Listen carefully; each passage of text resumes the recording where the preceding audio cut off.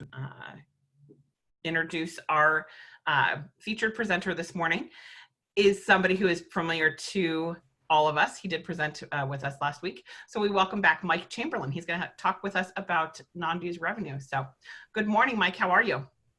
I am doing awesomely well, thank you, and Wonderful. glad to be back with you all. Yeah. So let's see if we can get my home set up to work and share that screen. And Yes. ta-da.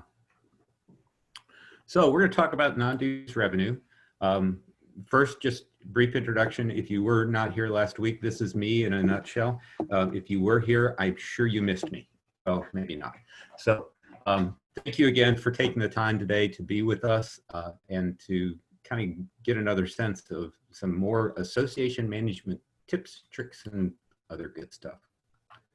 So today we're going to talk about non-dues revenue. And one of the things that I talk about with our board, at least, and give you an idea of some things to think about are when we talk about money within organizations, sometimes we talk about sources and uses.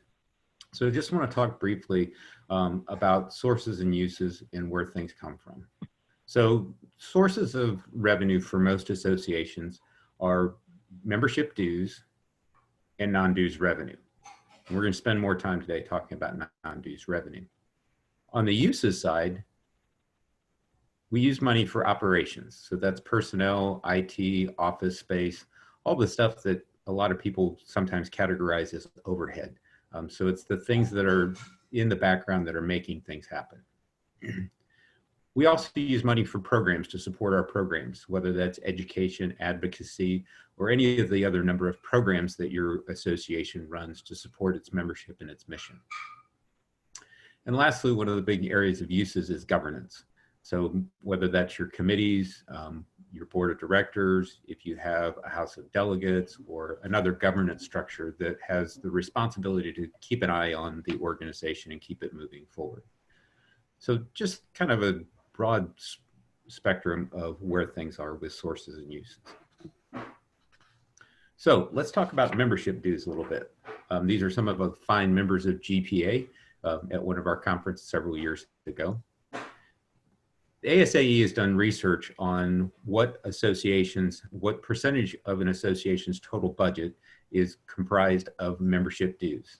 And the industry average is about 30%. Just to give you a comparison, for the Grant Professionals Association, we're a little bit closer to 42% of our total revenue comes from membership dues. So obviously membership dues are an important part of any association's revenue stream. And for you as well, that's something important to recognize, that not only is it an important, but it's also in many cases a significant factor and a significant portion of the revenue that your organization collects. So then what makes up the rest? What makes up that other 70%, 60 to 70%? So that comes into the category of, as you might have expected, non-dues revenue. So it's any revenue that does not come from dues. So what does that include? It includes education, both online and face-to-face. And obviously in these last 3 to 4 months, our whole idea of online education has changed dramatically and has looked, in many organizations are looking at new ways to convert what were face-to-face meetings into online meetings to generate online revenue. So it's generating revenue from an educational program that your organization puts on. Again, whether that's live, whether it's recorded webinars, whether it's coursework, there's all kinds of opportunities within education to develop those things. Your conference or your convention or your annual meeting is, for many organizations, is another large source of non-dues revenue. For many organizations, their annual meeting or the annual conference becomes a major revenue driver, as it's referred to, and provides revenue that not only supports the programming for that event, but also supports the rest of the organization. So supports operations throughout the year, supports some of those governance opportunities and things like that. Licensing agreements. what is a licensing agreement and how does that generate revenue? So I'll give you a couple examples. So our friends at the at Alpha Phi Omega Service Fraternity license their logo to apparel makers, so that apparel makers can make and sell things with the APO logo, the APO shield and logo on it, and generate revenue for their organization. But it also generates revenue for Alpha Phi Omega. Another example of licensing is whoops, sorry, just lost my example, is licensing your name for another use. So, sorry, lost my train of thought there. So we'll move on. Real estate income. So for some organizations that own property or own a building, they have the opportunity to generate real estate income. So for example, if your association owns your own building or wanted to buy property to have your own office space, but bought a building that had more space in it than you could need or use at the particular time when you bought it, some organizations will then sublease or lease out space in the building that they own to other organizations. So that's an area where they can generate additional income for the organization. Sales of data. Some organizations sell their membership lists or sell access to the membership list. The other area that is sale of data is, for example, GPA creates an annual salary survey where we collect data from our members, assemble it, and do some research with that data, with that survey, and provide data to the industry about grant professionals, their salary, their benefits, et cetera. So that's a piece of data that we can then sell and turn and sell to non-members. We provide it to members for free. For example, trade organizations oftentimes create survey data or trend data for the industry that then becomes something that they can sell as a report and generate additional income for the organization. Advertising. So there's really kind of two general broad categories of advertising, print and online.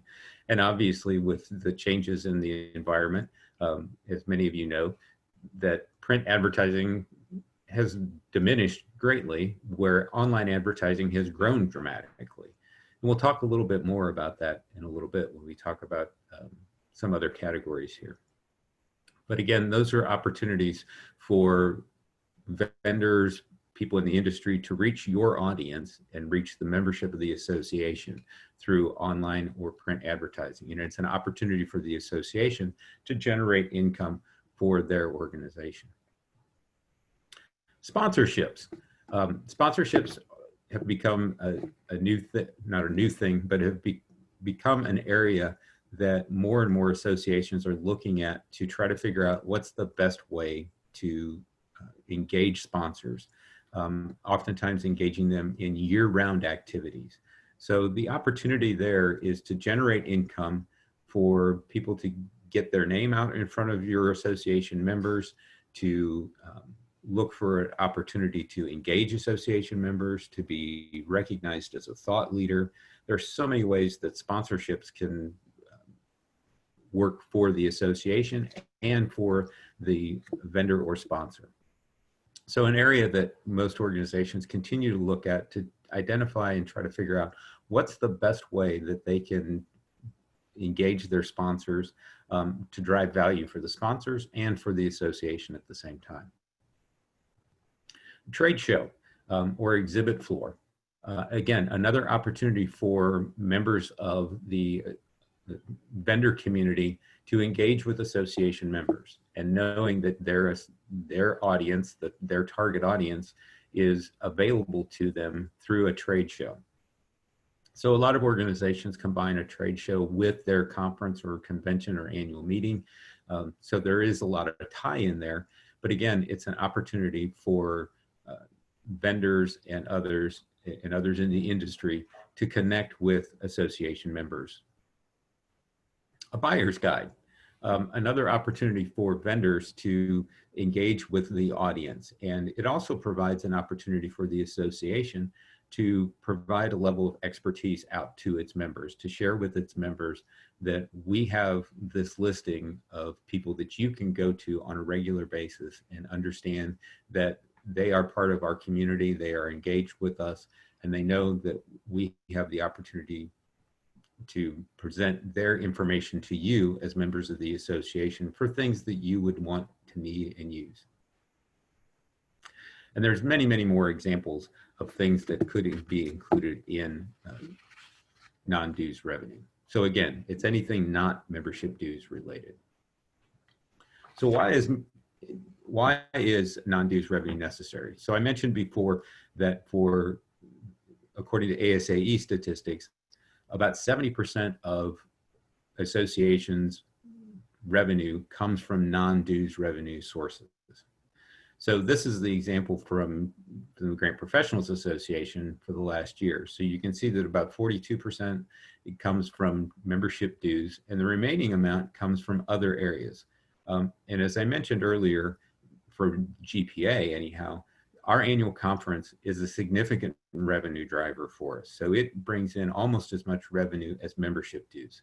So for an event that occurs over 3 days in November, it's a pretty significant, important piece of our business model for us.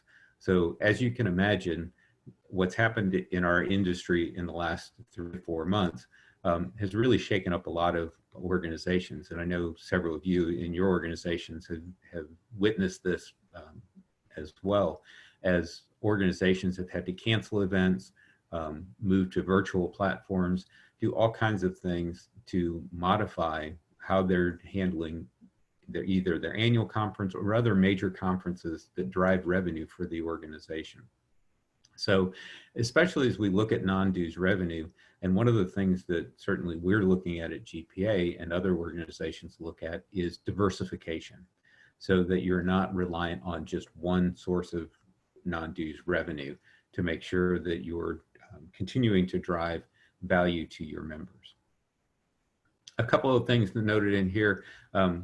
You see that we've got job posting income, marketing income, and webinar income. So there are smaller chunks that do help us in terms of driving some non-dues revenue to help GPA move forward with its mission. So the next area that I want to talk about is, we talked about membership dues, but there's this funny little thing in the world called UBIT. And UBIT is not the latest app. It is unrelated business income tax. So what is UBIT? What is unrelated business income tax? So even though your organization may be classified as a nonprofit and has a tax exempt ruling, the IRS has said that you have to be able to compete on a level playing field with for-profit entities. And for-profit entities have the opportunity to compete on a level playing field with you as a nonprofit. So you can't use your tax status to advantage yourself over a for-profit entity. So let me go back to my example of saying that your association bought a building, and you're going to house your headquarters for your association is going to be housed in that building. And say you're using 50% of that space because your association is going to grow and eventually going to take all of that space. But the other 50% of that space is unused right now. So you're going to rent it out. You're going to lease it out to another organization. Well, the way the IRS looks at this is you have now gotten into the real estate business. And whether you're the National Auctioneers Association or DST Realty, you're in the same business of renting property. And so the IRS has said, you can't take your tax exempt status and use that to your advantage in avoiding taxes for something that a commercial business would also do. So in that regard, this is why, and this is an important element to non-dues revenue, especially as you're evaluating programs, how does UBIT necessarily apply and how will it affect and impact some of those non-dues revenue categories? So what is unrelated income? It's anything from a trade or business that's regularly carried out that is not substantially related to the purpose of your organization. So several of the items that we mentioned on those non-dues revenues. So for example, a trade show, there are for-profit entities that do trade shows. But the IRS has said, if your trade show is related specifically to your organization and to the purpose of your organization, and especially if there's educational components to it, your organization doesn't have to worry about unrelated business income tax from that event. So that your organization can hold the event, generate revenue, obviously you have expenses, and maybe even generate net income out of that. Another example of this would be advertising, especially print advertising, although online advertising falls in the same category. Because advertising is something that anybody can do, and I'm sure you've seen on many other websites, the pop-up ads and other things like that. So advertising is not unique to the association world, but it's also not unique to the commercial world. So as you look at advertising, especially as it relates to things like in a magazine, a commercially available magazine, or your website, you'll need to make sure that unrelated business income tax doesn't apply. Now, in some cases, for example, if a sponsor gets an advertisement on your website, that's tied in with sponsoring an activity or event, and so UBIT may not apply. I will tell you a lot of things have changed within UBIT in the last couple years with the changes in the tax code. So those are going to be some challenges that all organizations are facing as a part of that. Again, important for people to realize that as you're looking at non-dues revenue sources, it's an important piece to continue to develop those things that that fit your organization. So what can you do about it in terms of making sure that your non-dues revenue is still providing value to the organization, but potentially limiting your exposure to unrelated business income tax and the extra tax that you would have to buy? So the first one is pay taxes. So for some organizations, and yes, you may be a tax exempt 501c6, that's a tax status, and it doesn't exempt you from all taxes. So for example, we all pay payroll taxes. So we're not exempt from payroll taxes. We are exempt from certain income taxes. So for some organizations, they've recognized, and a good example of this is would be advertising within the magazine. They've recognized that their magazine generates, and the advertising in their magazine generates enough income that it makes sense just to pay the taxes on it. So again, that's working with the accountants and your tax professionals to properly categorize the revenues and expenses related to them. And then at the end of the day, just pay your taxes in that regard. Another opportunity would be to potentially offset the income. Now, I will mention that this is something that in the past was much easier to do because of the way the tax structure was, that it allowed you to offset income in one area by activities in another that were also unrelated business income tax. So for example, in the past, if your real estate operations lost money, but your magazine made money, in the past, you could lump all of that UBIT together and say, here's what our net income from those two operations were.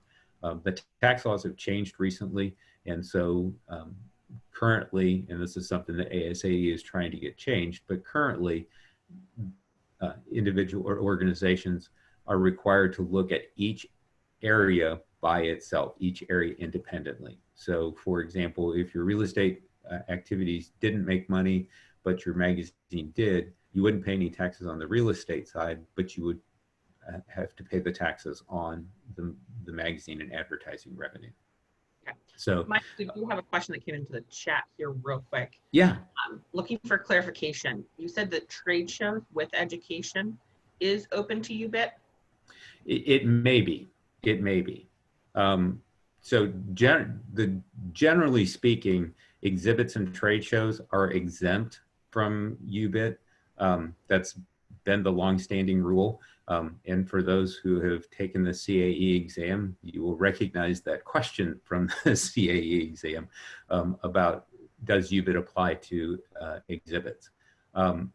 Because of kind of the changing interpretation of UBIT, It's always an area to always consult with a tax professional about, but it's an area that, generally speaking, UBIT has not applied to trade shows in the past. Thank you.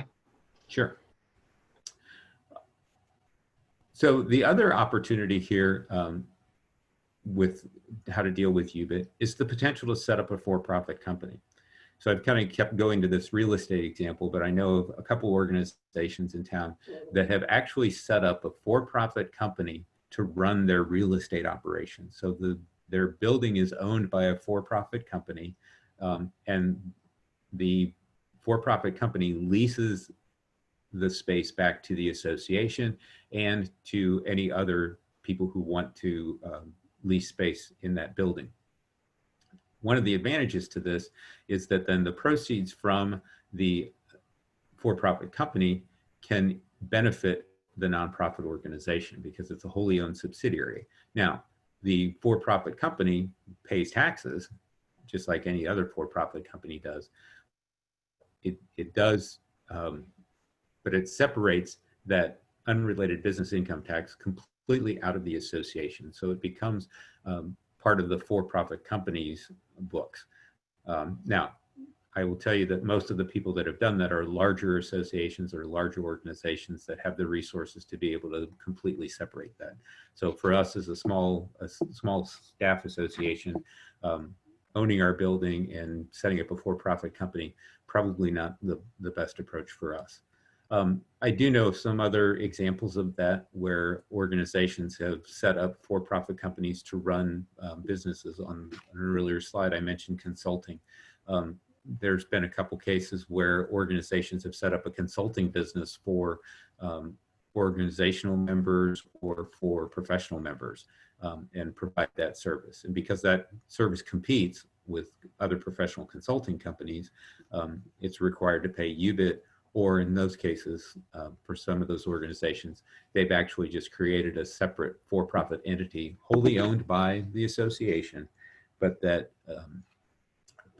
is a part of, so it's a part of the association, but the taxes and the operations within the organization are handled separately. So one of the things that I think is most important to recognize about non-dues revenue, and especially as it relates to UBIT and making the case for why you're in that particular business, is that it comes from what your members need. So you're looking at developing products and services, as you always are, as you're looking at products and services that can fit and help your members and help the members of the association and fit within the association. Now, again, kind of backing into my real estate example for a second, you look at that and go, well, how does that come from what our members need? That may be just being good stewards of the member resources that you've been given, to use those resources wisely to help generate more revenue, to help generate what members need. So whether that's providing data that's important to the association and to the profession or to the industry in the case of a trade organization, or providing education, providing resources for a buyer from a buyer's guide perspective so that members of the association have a source to go to when they have needs for particular entities. So one thing that's really important to remember is that nonprofit organizations can make money. One of my longtime favorite quotes, and I tried to find the exact source for it, but it's a quote from the executive director of the Children's Television Workshop, the folks that put together Sesame Street. And it was, they were being questioned about how much money they were making from, at the time, this tells you how old this is, from the Tickle Me Elmo dolls. And people thought that that was kind of strange that a nonprofit organization was making all this money. And the executive of the Children's Television Network said, just because we're nonprofit doesn't mean we're not for revenue. So revenue pays the bills. It makes sure the lights come on at night and make sure that there's staff available to make things happen. So nonprofit organizations can make money. One of the key differences is that we have to spend it on our members. And our members are our shareholders, they're our stakeholders. So it's spending it on our members and our mission. So it's important to recognize that non-dues revenue is that piece that helps us do the things that don't generate revenue. So whether that's governance, whether that's a research report, whether that's information that's critical to the success of the profession in the industry, it's the non-dues revenue combined with the membership dues that allow the association to go forward and make those things happen for the membership and for the organization. So I'll stop right there. And Heather, do we have any other questions, or does anybody have any questions at this point in time?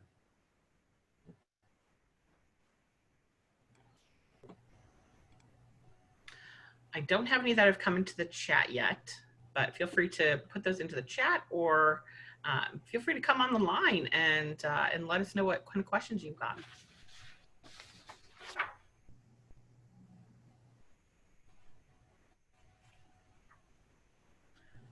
Okay. As opposed to last week, I've put everybody to sleep. So I was hoping caffeine kicked in by now. Mike? Yes. This is Deb Herman. I don't know if you're at the end of your presentation, but of course, I'm sure like everybody else, I'm looking for examples and more ideas to how we could identify what non-dues revenue might be. My organization has not had it previously, so it'd be brand new. Okay. So I think a couple things, and it goes back a couple slides ago, looking at member needs. What are the member needs? And so I'll point to one example from GPA's perspective. That is, it's not a huge revenue driver, but it's an area for us. And again, part of that is for us to figure out how to make it more revenue, to generate more revenue. But that is our annual salary survey. So that's something that provides information to two pieces of value that come out of that. First of all, it positions GPA as an authority in the profession of being able to say, here's a resource for you as a grant professional to say, my association has done this salary survey and has shown me how I can value my job and how I can go to my boss and say, hey, did you know in our region, the average grant professional makes this? Or as you're evaluating for some of our organizations, they're evaluating what benefits should we offer? What are the things that we need to, what benefits do we need to be offering to be an attractive employer? So our salary and benefits survey is something that our members can use for themselves in their profession. And what we found in terms of driving non-member, or in terms of driving non-dues revenue, it then becomes a resource for others, for hiring managers, for executive directors of association, of organizations. They can purchase that salary survey and the results of that and have that information available as they're doing the work to create a position in their organization or to do an evaluation of the staffing of their organization. So that's one example. So that's an example where you have something that benefits the members, but also benefits the profession or the field as well. So I think that's one area that you can look at and say, is there something in our field that a lot of people have asked for, a piece of information? And it may be something, another example, and I'm using our examples, but another example that we've looked at in the past is, and we actually partner with another organization to do the annual state of grant seeking. And so that's a report that's done for the industry. Because we partner with somebody, it doesn't generate revenue for us, but that would be something that we could look at doing as a revenue driver for us, so that we could present those reports to the industry. I'm sorry, I didn't understand the sentence of what it was, that last product. It's called the State of Grant Seeking. So it's basically a state of the industry report, and it's done through a massive survey of gathering information to help people benchmark. And so whether it's a state of the industry report or a benchmarking report, when it comes from the association, one of the things that is helpful in that regard is to make sure that it's it's unbiased because it's coming from the association. It's not coming from a particular vendor in the field. And that's one of the things that really helps drive value of something like that. So the association can position itself as an independent arbiter and again, be able to generate some revenue from the data or information that it has available to it.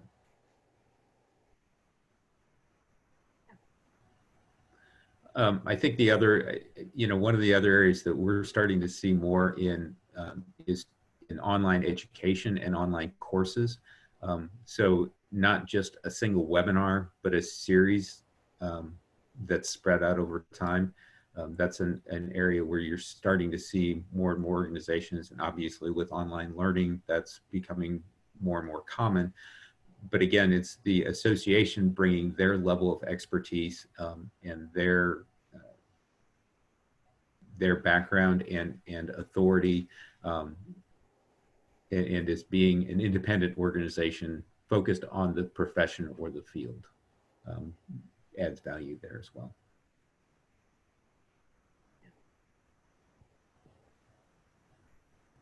Any other questions or any other comments? Any other ideas out there that generate non-dues revenue? Any other associations have any examples?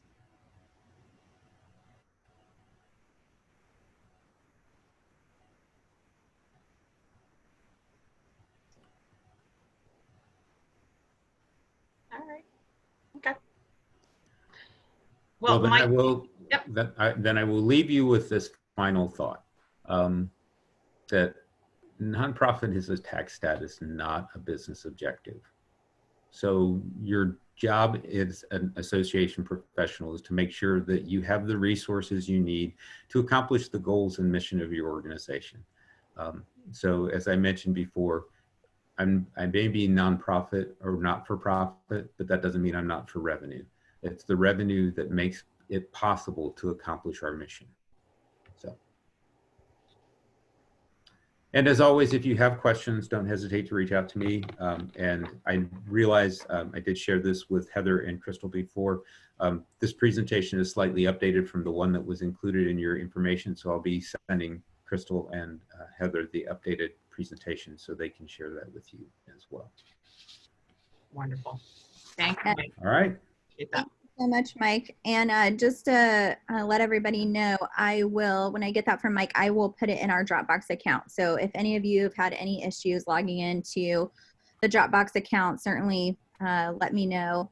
We also have a document in there that has the recordings from all of the sessions that we've done so far. We'll obviously update it once today's session is over. So just in case you haven't been able to join us for any of the other ones, you can go back and watch those. Well, at this time, we're just going to jump right into our last and final presentation. We call it a presentation, but it's really a panel discussion today about membership and technology. This has been a really popular panel that we've had at AM 101 for the past few years. These panelists are incredibly knowledgeable in these areas, and this particular panel always gets really high reviews for AM 101. So at this time, I'd like to turn it over. I'm going to introduce them and then turn it over to Brad Patterson. But your panelist today is Ashley Wilson. She's the Associate Director of Membership with APWA. She's been there for a number of years. And then we also have Nate Hughes, and he's the Executive Director of Operations for ARMA International. And then Brad Patterson is the Membership Manager for APWA, and he works very closely with Ashley. He's going to kind of help facilitate the panel discussion today. Thank you for those who have submitted questions. We did provide those to the panelists, and we'll make sure that those get addressed today. And then I know the panelists have come up with some topics on their own. So without further ado, I'd like to turn it over to you, Brad. Thank you, Crystal, and good morning, everyone. The last 3 or 4 years that Nate and Ashley have and I have done this, it has always been the 3:30 afternoon session after you've been there for the entire day. And so we were sort of like, we know our audience, let's get this thing moving. They're going to fall asleep any minute here, right? So it's been a long, thank you for coming to Association Management 101. I hope you've learned something. This is titled technology and membership, I prefer to think of it as membership and technology. So that's just me. That's what I do for a living. We also talked, and I'm not the smartest guy in the room, but we thought that a foolproof way to get great reviews for this for this presentation is to let you learn from each other in the breakout rooms. And so we are going to go into breakout rooms, and we're going to give you a couple of questions just to talk about. And then we're not going to put anybody on the spot, but people who want to come back and report at the end will be great. So, and if we don't go all the way to 11 o'clock, then that's fine too. We'll be here. Ashley, do we have a poll first? Do you want to get some information from people? Yeah, Heather, if I can get you to launch poll number 1, that would be great. So the question here is, what role do you currently hold within your association? If you could answer that for us, we would appreciate that one. Just trying to get a feel for the room and who we've got with us today. Yeah, so we'll give it just a couple of seconds for everybody to click on in.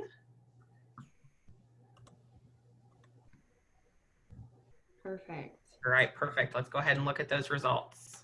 Awesome. Thanks, Heather. So it looks like we've got a lot of membership, a lot of education, and then a lot of other. Be interested to know what those others are. Obviously, it didn't fit into that area. So as we get into our breakout rooms, we can discuss that a little bit, unless some of you want to share what your other responses were at this point. That dovetails right in with hopefully you'll have a couple of takeaways from this presentation. Number one, and anybody's heard me present before, I always get this in early before I forget it. Everybody's in an association like ours, professional associations or trade associations, whatever it is. Everyone in the organization has some responsibility for membership. It doesn't matter what your title is. It doesn't matter what department you work in. Somehow it all relates back to membership. I want to get Nate involved. Nate, the title of this is Technology and Membership. Give the people an idea from ARMA, a little bit about just quick background on ARMA, and then what's technology done to help membership grow at ARMA, and also how's it making membership more valuable for your members? Sure. So for those of you that don't know ARMA, I know there's a few on here that actually we work together with. Heather and I work together with. So we're related to records management, information governance, and all of that would go in there, supporting our members, giving them the resources that they need, the education that they need, and all of that. But really, because we're a virtual organization, and we'll talk a little bit more, I think, about that in the future or later on the call, everything that we do has some sort of technology related to it, other than, well, I would say even the phone calls nowadays, especially since we're doing so much video chatting and stuff like that. But the interactions between our membership department and our members, whether it's through email, calls, things coming in through the website, the way that we interact with all of our members and our non-members and everyone else, everything somehow touches the technology and stuff that we have in our organization. So I don't think there's any, I can't think of a single thing that doesn't touch on it. I think that reinforces the point that everybody's job is important in whatever organization you have at whatever point in your career. If this was in the big meeting room that we've had this last couple of years, I tend to pace a lot and walk around, but I always ask people about how many of you knew that when you were in junior high or high school that you wanted to work for a nonprofit association. Everybody raise your hand. And there's, and Mike and Brian Van Norman. I think those are the only two people that I've ever met that knew right back in high school that most of us just stumbled into this. I'm not speaking to anybody else. Most of us just kind of stumbled into it. For some of you that are in your first job or you're in association work, you're sort of getting an idea for what this wonderful world of the nonprofit organization is. So everybody's job's important. Everybody's job relates back to membership development, and I'll get into that in a minute. Ashley, at APWA, we've had really 5 or 6 years of increase in membership, which, you know, in a time where a lot of organizations have had declines, technology's had a lot to do with that. It's not just the website. Let's make the website better. What else have we done at APWA that's helped grow membership? Absolutely. So over the last few years, especially, we've looked at ways that we're doing the engagement with our members. And so we've looked at the way our members engage with us, whether it's through a paper form or it's online. Especially in the last few years, we've really taken everything from a paper format where they used to get like the actual physical hard mailed packets of member benefits to them as a welcome packet. We took that digital in the last 2 years. So now they get a welcome packet that's digital versus actually in the mail. So bringing them, you know, into the times that we're in now, looking at the way the old process of where you would fill out a paper application and you'd physically mail it in or fax in, we've gone away from that route. We've gone to more of a digitalized membership application online, as I think most associations have. So that's nothing new, but I think it's just really helped us increase the engagement level as far as getting them to interact more online and in person and in that 5-second manner. Otherwise you'll feel like you're going to lose people's attention span if you go back to, you know, where it takes forever to fill out a form or it takes forever to take a payment, that type of stuff. But also the other side of that too is just ensuring that what you're providing them is something that's actually beneficial to them. So always constantly we're looking at ways that we can increase the engagement levels of the members, whether it's something that they do as a learning program, it's a book that they purchase, something like that. We're looking at the ways to revamp that. We're not letting that get old or dusty or let something sit on a shelf. If it's not useful, we're getting rid of those and we're retooling all of our resources at this point. If I could just add on to that, one of the things that our membership team at ARMA has done really well, we were actually, so we had the opposite trend there for a while. We have been decreasing our membership, or it has been decreasing over a number of years by a pretty steady percentage for quite a while. And two of the things I think that the membership team implemented that really changed that is an automated renewal campaign. So at a certain point, they are being notified of those same benefits that Ashley was talking about, all the things that make membership worthwhile during that last few month period of their membership, to make sure that they are aware they need to renew. And the other tool that we've used that was kind of a game changer too was the auto renew. So most people now through our system, and we did not have this ability before, go through that auto renew process now. So it's, you know, it's kind of a no-brainer. It just happens in the background. And both of those, while they were implemented a while ago, took, you know, a year or more to actually really realize the results that came out of that. But I think, and Heather can probably join in here too, but it's been a game changer for us. Aside from all the things that Ashley was talking about, it's given us the ability to have a little bit more breathing room to do some of the good things that we need to do for them. So Ashley should get a lot of the credit for the 4, 5, 6 years ago when we were trying to put our chapters, we have 63 chapters at APWA, onto a chapter website template. The chapters had their own websites and they were all over the place, and some hadn't been updated for 2 years and others had, you know, great ones. And she took a lot of slings and arrows from people. Oh, this is too much, we can't do this. And it's worked out very well. The other thing, from an APWA standpoint, I've been there long enough. This is Association Management 101. So think of this. I'm not the smartest guy in the room, but I always thought we should make it easy for people to give us money and join the association, right? Maybe that was naive, but I thought, why are we making it so difficult for our members to renew? Why are we making them jump through hoops to renew? Why do we make them get frustrated over this? And boy, technology has helped us in, again, as Nate said, just tenfold as far as member retention and as far as just the value that we provide our members. You'll hear me say membership development because there's no difference between if your end result is the number of members and as Mike talked about, membership dues, income, and things like that. But membership recruitment, bringing in new members, but membership retention in my mind is just as important, because Business 101 tells you your best marketing tool is what? And if I was in the room, I would call on somebody. The best marketing tool any organization has is satisfied customers, clients, in our case, members, right? They'll tell a bunch of other people that this is a great organization. If I have to jump through hoops and I get disconnected and nobody answers the phone, that's when the technology stuff has really come in to really help us. Do we have another poll? We do. So Heather, if I can get you to launch poll 3, that would be great.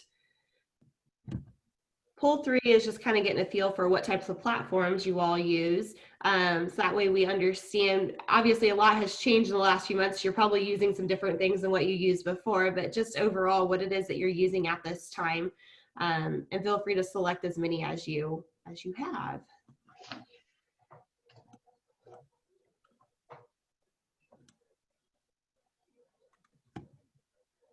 And then once we get that, we'll post the responses out there for you. But we'd like to just kind of get a feel for what it is that you're comfortable with, what you guys have questions about. As we go and head into breakout rooms here shortly, we'll really discuss some of the software platforms that I feel like we're all using and talk about the good, the bad, and lesson learned from some of those things. So they may not all work the way we want them to, but we'll try to see if we can find a way to answer your questions. So it looks like most of us have an editorial online magazine EPUB, which is great to hear, because a few years ago that was not the case. Everybody was more the hard copy magazines or the hard copy newsletters. So to see that trend move forward in just the last few years is amazing. Marketing and email software, again, I think we've got a couple others here on this chat panel that I can see. Curtis, looking at you specifically, I know that you do a lot of email marketing. So having that software is huge. Makes life a little bit easier on you when you've got something like that. Obviously an AMS, which is Association Management Software, for those who may not know what that is. It's for most folks, it's where you keep all of your membership database, where you keep everybody that you're coming in and out, members and non-members, and tracking that information software. So that's great to have. Meeting software will be one that I would love to, in the breakout room that I go into, to talk a little bit more about. Is that something that you're using more recently? Is that something that has always been around for you? And what type of software you're using? And then obviously an online store. Those are other big pieces too, I think, especially as we transition to more of a virtual world, ensuring that you've got that capability to sell products or have products online for your members and non-members to purchase from you. Chat module. It's interesting to see that 9% of you have a chat module. So I'd love to hear a little bit more about that from those who have that. And then in general, just the others. I've seen that some folks have put some information in there. So Slack, Trello, a lot of project management software and communication software. I think that's probably really huge now, especially during this time where everybody's working remotely, to ensure that we have that going on at this moment. And then poll number 2 we'll do right before we go into the breakout rooms. Brad, do you have other questions that you want to go over as a general group before we break out? Let's do one more question to you and Nate. We've had different meetings. A lot of us have been in meetings about the whole COVID-19 pandemic, how it's changed things, fundamentally changed how we travel, how we work, et cetera, et cetera. I don't want to get into that, other than Nate and Ashley, and either one of you jump in.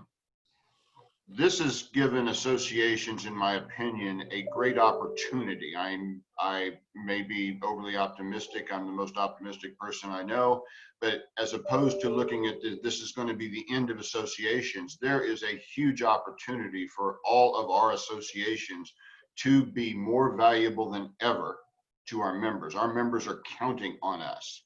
Nate, Ashley, and again, in either order, what's technology doing and what are we doing at your associations to try to make membership the more valuable than it's ever been? Nate, do you want to go first? Oh, sure. I was letting you go. So during this period of time, we've really pushed out our education and resources that we have available. Through this, whether good or bad, we've had more free time. I think don't have the ability to go out and do whatever we want. So we've been offering up education, opportunities for certification, studies, that type of thing. some of our certificate programs have been a really big one. And obviously our integrated learning management system is where we host most of that stuff. We have also, I don't know how many of you have a bookstore, but we have a bookstore that went completely virtual too in December, or at the end of December, so that all of our materials are available electronically. So we don't have to have somebody go into the one storage facility we do have to ship out books anymore. So all those resources have been readily available. And then we've worked with a lot of our members and the resources that we have to put out webinars quite a bit. I think we actually have one coming up here July 9th or something like that, that's kind of directly related to this whole situation. So all of that education expertise that we've been housing, our education team has been able to turn that around and put that out there. And our marketing and membership side are getting that information out to our region and chapter leaders through our automated marketing systems and all of that stuff to make sure that they're aware that they have those resources available. The other side, I guess, too, which isn't necessarily technology, but we have worked in a lot of discounts on some of those materials during this time when people maybe aren't willing to spend as much money as they would in the past with everything kind of up in the air. But they still want to get those continuing education credits and knowledge that they need to continue their careers. So with that, I'll let Ashley take it away. Yeah, and so I will piggyback right on to Nate there. As far as what we've been doing for APWA is just ensuring that our educational resources are much more readily available. Our education team has been amazing. They've been doing a lot of extra work in just the last 3 months to revamp everything that we've got out there, to ensure that we've got taking our in-person meetings to a virtual format, and a virtual format that hopefully is enticing enough to keep somebody's attention throughout the whole period. But they really have done a lot of work.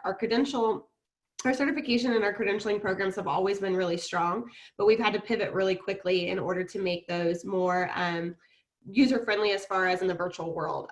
Typically in the past, to go get a certification test, you had to physically go into a center and get tested. Well, that wasn't possible during this time. So our team had to learn very quickly a way to do it virtually and provide those resources to folks who were actually in the process of getting ready to take tests in the last 3 months.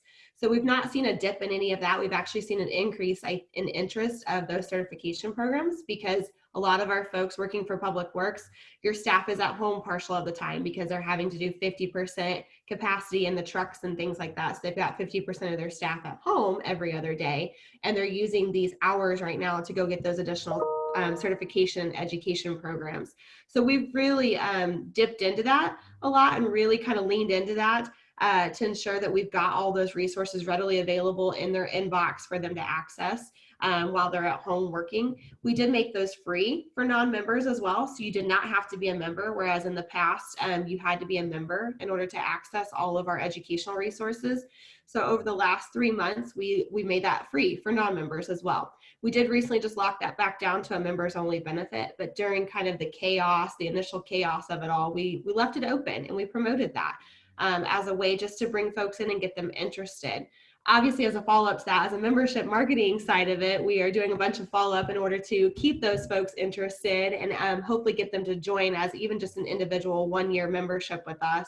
And hoping that they've gone in, they've visited a bunch of educational resources, and they kind of dip their feet in the water, and hopefully they'll stay with us throughout the long term. The other things that we're doing is a lot of just outreach to our chapters and our chapter leaders and making sure that we're there for them. We're helping to answer any questions we can. Our executive team, our leadership team has been very much forefront in all of the webinars and conferences that we've done, which it was harder in the past because they were physically traveling to our chapters and it was harder to be able to get to all of them, but now they're more readily available for the chapters, which has been amazing. That's a huge transition. And I hate to say it, but I think if we ever go back to normal, we might see more of that in the future, just because they don't have to travel. We're not going to spend dollars on sending them somewhere. They can actually physically still visit with the chapter, present to them, be right there with them, just in a virtual format. And I think we're going to see that stay at APWA. I really do. I am, just to piggyback on what Ashley said, I'm in awe of what our education and credentialing department have been able to do. We lost both what we call the North American Snow Conference, which is for snow fighters. It's always held in the April-May timeframe. We lost that when that was scheduled for Cleveland, and then we lost our national. When I say lost, we canceled it, and we canceled our national conference. I mean, 5 days in New Orleans, August and September. And we're not unique, I understand it. I know everyone else is doing that, but they've quickly turned into what we're calling PWX at Home, which is a virtual meeting. And it's going to go for a month-long, 12-month period where we're offering these educational things that you would have gotten in this 5 days in New Orleans. You're going to get it this month, this month, something else. This month, there's going to be a virtual show floor for exhibits. There's going to be virtual happy hours and things like that. So I'm really in awe, and I read a lot of association blogs and a lot of newsletters and things like that. I am in awe of what our associations have been able to do. And notice I have not used the word pivot yet. That's kind of an overused term. But yes, everyone has adjusted very well to and again, it's Nate's talked about Arma and Heather. They went to an all remote, all virtual office. What, 3 years ago? Yep, that's about right. Yeah. And now suddenly we're all remote, right? We're all 100% remote, right? I just got an email from our executive director that said that we're going to make a decision that we're not going back in until middle of September. So we're going to be out for we've already been out for almost 4 months. And so we're going to be out for another 3 months. Who knows what that's going to be, but the fact that we're able to service our members and to provide the education, and our members are engineers, a lot of them, they need to get their continuing education units, or professional development hours. We're doing that online. We're making their membership valuable. It's I tell you, it's just I think this makes my original point that you see how every part of the organization has something to do with membership, and we're all in this together, because education and credentialing, marketing department, the meetings people, our Washington office, they all have finance, making it easier for people in this difficult time to get another invoice, or to find an invoice, or to understand somebody else has taken that over. Everybody's involved. Everything comes back to membership. That's it for me. And then Ashley, we got poll 3. And then how do we want to handle the breakout rooms? Do you want to, Nate and Ashley, you want to provide some questions, or just kind of let it go? It doesn't matter to me. I think we'll provide some questions, and then we'll just have some free flow conversation in the breakout rooms. And then when we come back, we'll share some of the good nuggets of information that we were all discussing in those breakout rooms. And so one question before we go over there, we'll do one final poll. Heather, if I can have you do poll number 2. And this it looks like real quick, actually, it looks like there's a question about the virtual show floor. Absolutely. So I'd say I'm happy to answer that one here in the large group. So we did our virtual show floor for our snow conference, and it was our first round, and we'll be doing it for our next conference here that we're going to be launching here in September. But the really cool thing about it is we basically had our floor plan laid out just like you were going to go to an expo, and just like you would have it in a mobile app where it had all of the booth numbers on it. They could click on it, would pull up the exhibitor's information, but then from there it would take you in to actually launch you directly to their website with specific contact information, specific information about the materials and stuff that they were offering. And so it's almost like you were going to be at that convention center talking to them, but instead you could click on the booth. It would take you directly in and give you all the information and someone that you could reach out to. There were set times during that time frame that our exhibitors were available and to answer questions. So during an virtual exhibit floor time, we had a blockout area where if you wanted to talk to somebody, you could actually talk to them right then and there, just like you were in person with them. I believe for our next conference that we're getting ready to launch, we're going to take it a little bit step further, and we're going to actually do some recordings with some of our exhibitors and actually record some of the products and stuff. Because we have large equipment, we want them to be able to showcase that large equipment and what it can do. So when you click on the exhibit floor, open up their information, it'll give you a video of their materials and everything that they've got out there, so you can see it in action and then ask questions of them. And we're doing, so we had to not pivot, switch over to virtual for our October conference, and we just made the platform decisions here in the last week or so, and we're taking a slightly different approach to our show floor. We're not trying to make it look like a traditional show floor, and just kind of have those business partners available. And we're kind of taking a little bit different approach too. We have the same opportunities to have the one-on-one face-to-face conversations online, meetings that they can schedule, but we're going to try and schedule those, the availabilities of those perhaps before our actual conference time and after our conference time. And we actually don't have any dedicated true show floor time that we're looking at for our conference. So we're going to try and weave it in to what we did was a day and a half in the beginning of the week and a day and a half at the end of the week, when it's traditionally a 3-day in a row conference with stuff on Sunday and Saturday for pre-con. So it's a little bit different of a format, and hopefully they both work out. The one that you guys are doing and the one that we're trying to do too. So there's definitely a lot of options out there right now. We will then send you out into there's the results of the poll. It looks like 75% of us, or 74% working in office, 26 virtual, and 0 in conference, in office and virtual.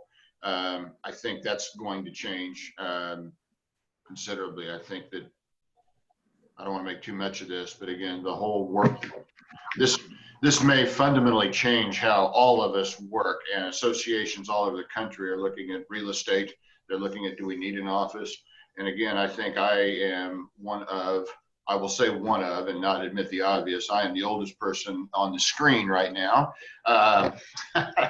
So I am surprised at how well I have worked at home, and how our office has worked in our department, and how we've stayed in touch. And I openly admit it's easier for me because we're empty nesters. My wife can work downstairs, I work up here, but it's really, we're getting our work done. And again, it still goes back to what I said, making the membership valuable for your members. So I will suggest one question, and I'll let Nate suggest a question, and then Ashley, and then we'll turn you loose into the breakout rooms. Crystal, what do you think? It's 10:03. We're ahead of the game. You want to give them 30 minutes?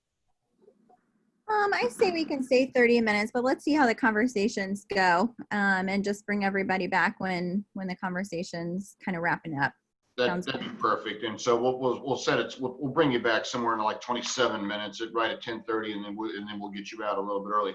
One question I've got, and it's not one of mine, it just was one of the ones recommended. Money aside, budget aside, what is one thing you wish you could have from a technology standpoint to implement in your association? So discuss that in the meeting room. And then Ashley, Nate, what else have you got? I'd like to see is what's something your association, your team has learned since COVID began technology wise? What's one of the struggles you've had, or what's one of the things you've had to learn? As we transition into this time, I'd like to just have that discussion openly about what you learned and what you're struggling with at this point. Honestly, I think what I would be most interested in is what the philosophy of your association has on working from home and virtual, and what's changed since most of you are in the office. It kind of piggybacks on there, but has your philosophy changed, and what steps are you guys taking in this new world to go more to a virtual association?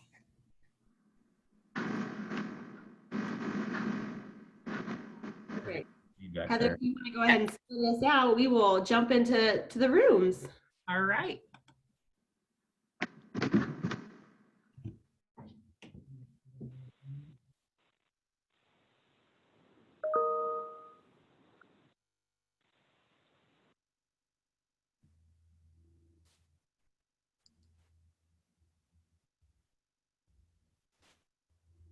So, Do we then just wait here, Heather, for a minute? okay, so Brad is in room number 1. Ashley, you're assigned to room number 2. So if you want to go ahead and jump in there. I was in 2 also. You're in 2 also. Nate. Here we go. Nate, I'm going to move you to breakout room number 3. There you go. Perfect. See you guys in a bit. Okay. Yeah, thanks. Okay. Bye, guys. Bye. Bye. And I'm going to bail out at this time. Thank you All all. right. Great Thanks, job. Mike, for being here. We Thank appreciate so you. much. Oh, my pleasure. And we'll see you at the next one, whatever Yeah. that shall be. Yeah. All right. Bye. Good. Thanks. Mike. Hi, Curtis. Morning. How are you? How are you? So good it hurts. How are your littles? Getting less little. No. How that happened. Yeah. Is your Hadley getting ready to turn 4?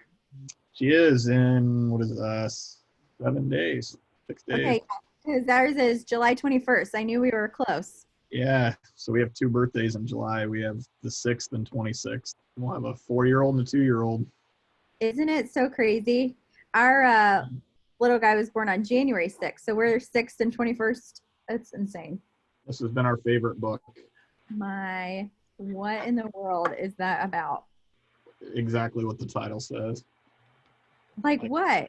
They fell Huh? and Yeah, broke their fell and phone? broken. So he's trying to figure out how to fix it. And then it goes through, he glues it back together and then finds all the fun things he can do. Like because he glued a tray holding it together. Oh my gosh.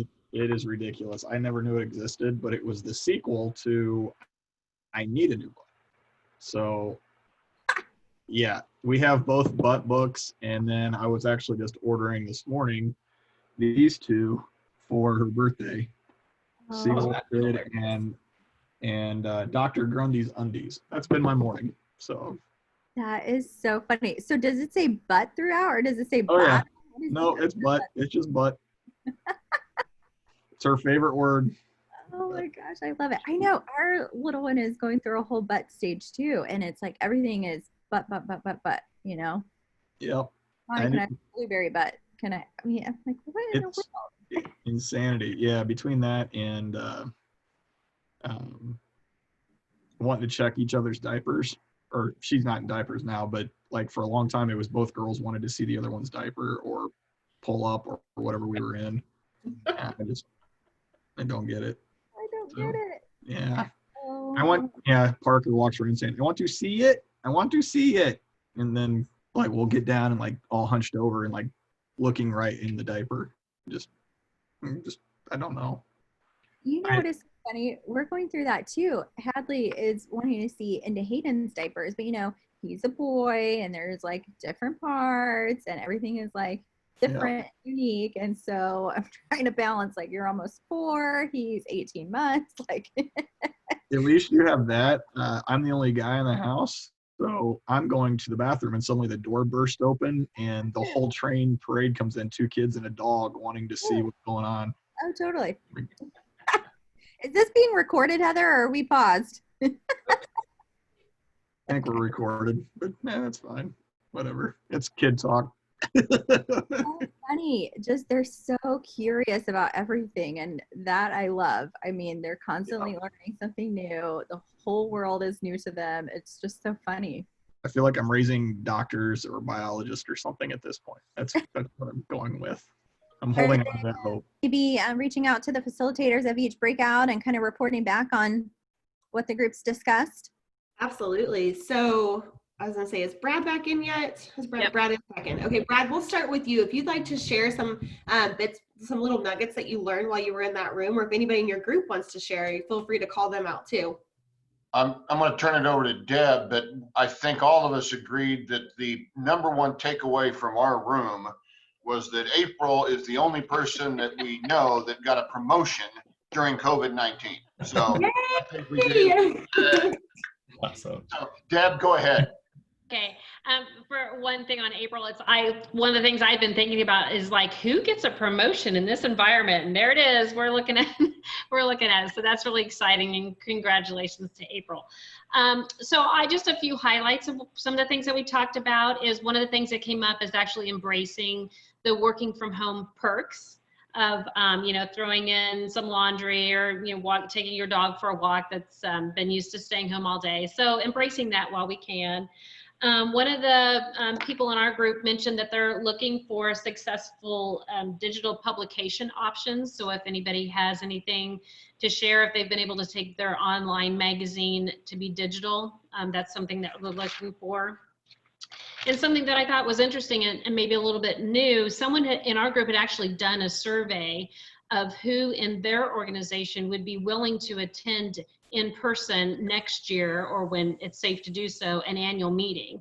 And they said they had a high percentage of people who really do want to go face to face and they're ready to get back in the saddle. So I'd been wondering that, and I thought that was really interesting to hear. And then we had a discussion about hybrid events. What does it look like going forward if we were there in person, but we do decide to open it up to those people who won't travel or can't travel?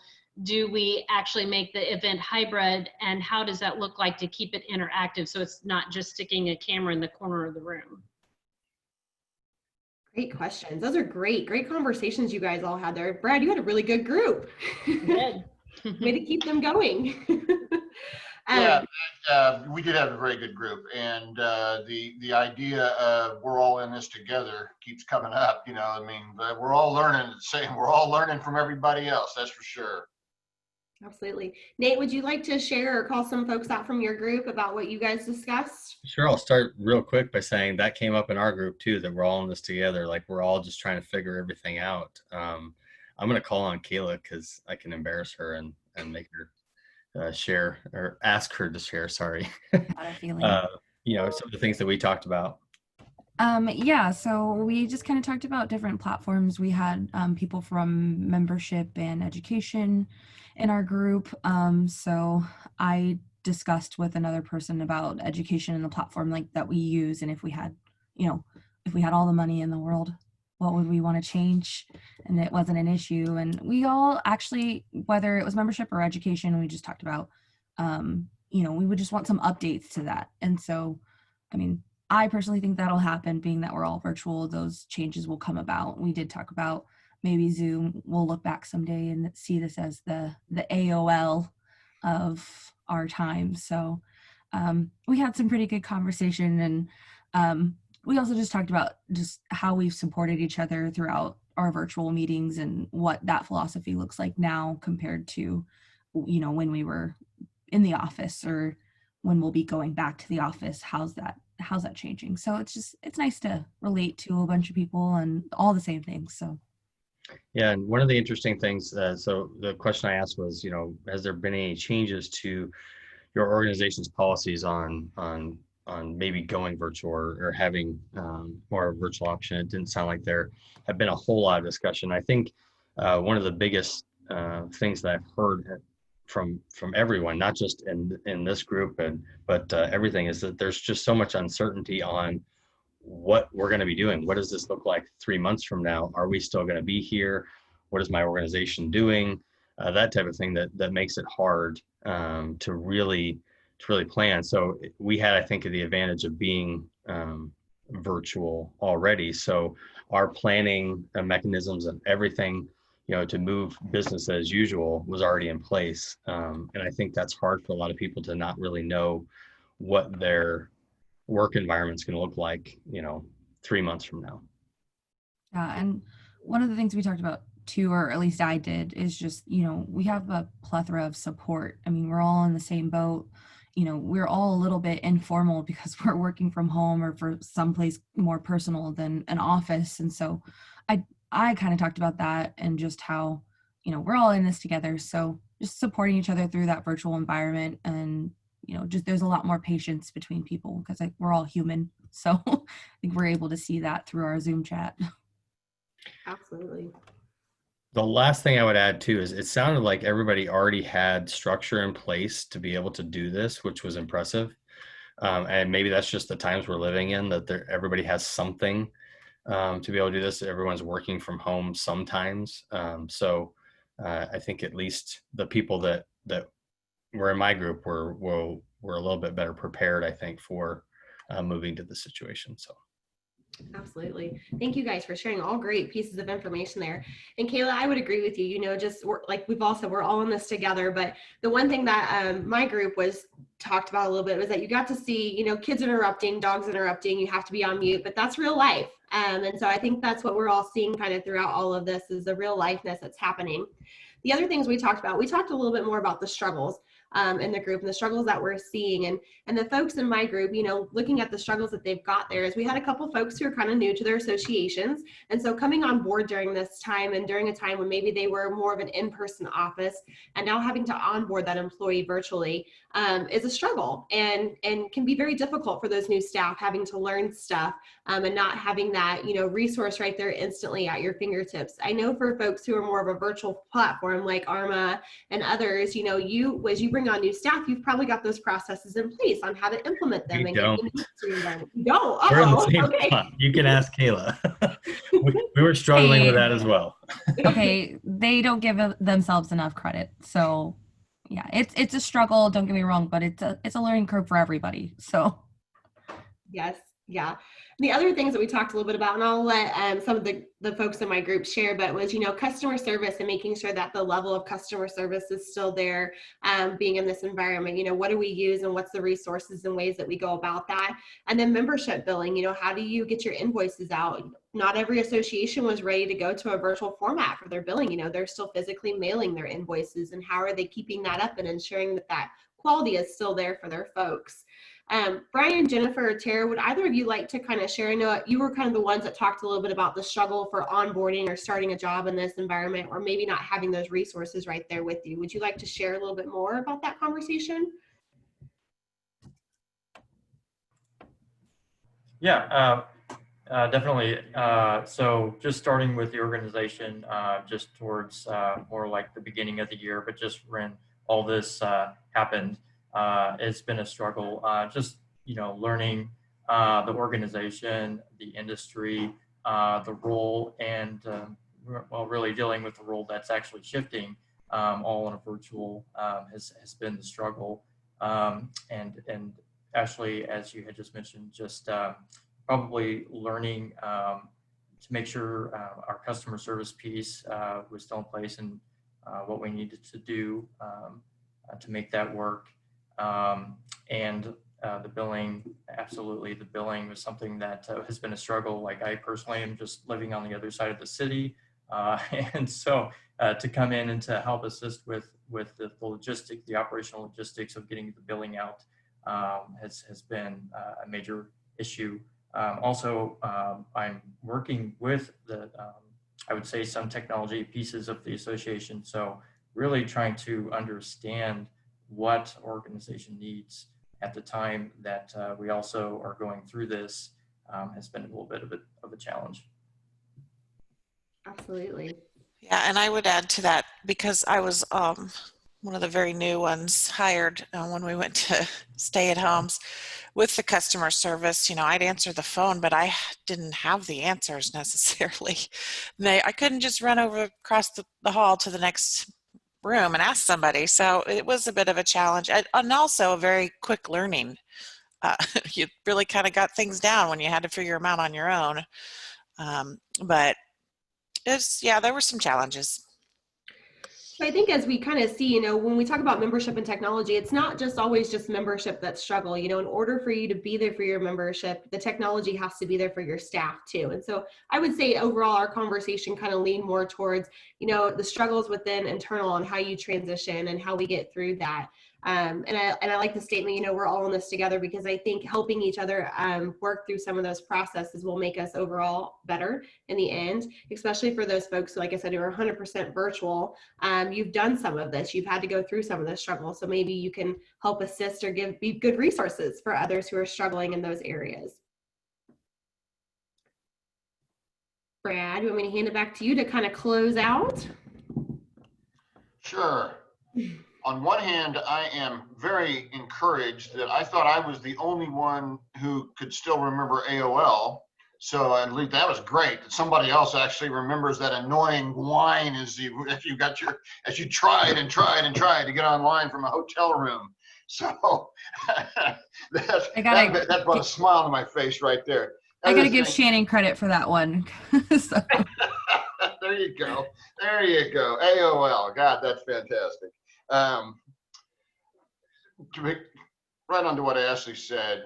One of the things I do at APWA is with the young professionals group, and they are, I mean, whatever it is, people of that age, I can adjust. We're on the fly, technology, superior technology skills, of course. And one of the things that we talk about is when we have a meeting, and it's our committee meeting, or we have an open meeting from some others. If you have dogs, if you have cats, if you have children, if you have pets, we encourage you to show them on camera. It makes us human. That's what it makes. It brings everybody closer. We can't be in the same room together. And now you feel like you know something about the person. One of our young professional people from APWA, people were showing their dogs. And the dogs was over here, and they turned the camera around, and a couple of people took pictures and stuff like that. And Frank goes, yeah, I've got 2 interns. Everybody else was referring to them as co-workers, and he says, yeah, I got 2 interns. The big one over there comes to work late 2 hours every day, 2 hours late every day. And he turns the camera over, and there's this huge dog just laying there asleep. And so you go, that makes everybody a little bit more human. So one last time, we're all in this together. Thank you for attending Association Management 101. A long time ago, I learned that I guess it's point number 1 with association, as association professional. We work for the members. It's not the other way around. And if you keep that in mind every day you go to work, that we work for the members, and what can I do today to help our membership? Can I help an individual member? Can I help a group of members? I think if you're interested, you can have a long career in association management. Association management attracted a lot of us because of the collaboration. There's no room for the alpha male to come in and dominate things. It's more of a, let's get things together as a team. I think a lot of us like that. I mean, that's what brought me back into after 13 years, I went to the dark side, which is the for-profit side, and then came back to the nonprofit world. It just attracted me. There's a lot of things that it's a good way to make a living. You're working for something better than yourself. I don't want to get too dramatic, but this is the start for many of you. This is your first job, or your first job in association work. And so keep in mind, we work for the members. It's not the other way around. And you take that with you every day, you'll be fine. Membership and technology. I am astounded at myself being able to now be able to actually run Ring Central or Zoom meetings, right? I mean, 6 months ago, I'd have said, oh my God, where's Derek? I need an RT guy, right? We've all adjusted, and nobody saw this. I mean, nobody wanted this or anything. But again, I'll just leave you with that last point, and then I'll turn it to Heather to thank everybody for your attention to this. The opportunity is there. Yes, I think a lot of people are worried about their jobs. I think everybody is worried about the future of their association. Membership is not something that is a legal requirement for people to join your association. They have to make some decisions, and if unemployment keeps going up, or if they're, in our case, sales tax revenue, things like that's down, membership will probably drop. But I think if you have the loyalty of your members, it will come back up. I think they will come back. And so I think that's my takeaway, that great opportunity. There's great risk, but there's great opportunity. And I think that all of us, if we keep working for our members and make our membership valuable, that our organizations will not only survive, but will come out better and stronger. So thank you for your attention. Thanks for your time. And Heather? Great. Thanks, Brad. Just thank you everybody for being on the line and for participating here. I do want to let you know that you will receive a survey from Cynthia, and we encourage you to respond and give us some feedback, because it's how we make the program a little bit better every year. We do look at those and revise based on those. So, and then also all the documents, all the presentations, everything from all of the sessions are in the Dropbox, and reach out to Crystal if you have any issues getting into that. So thank you guys so much for being here today and participating with AM 101. And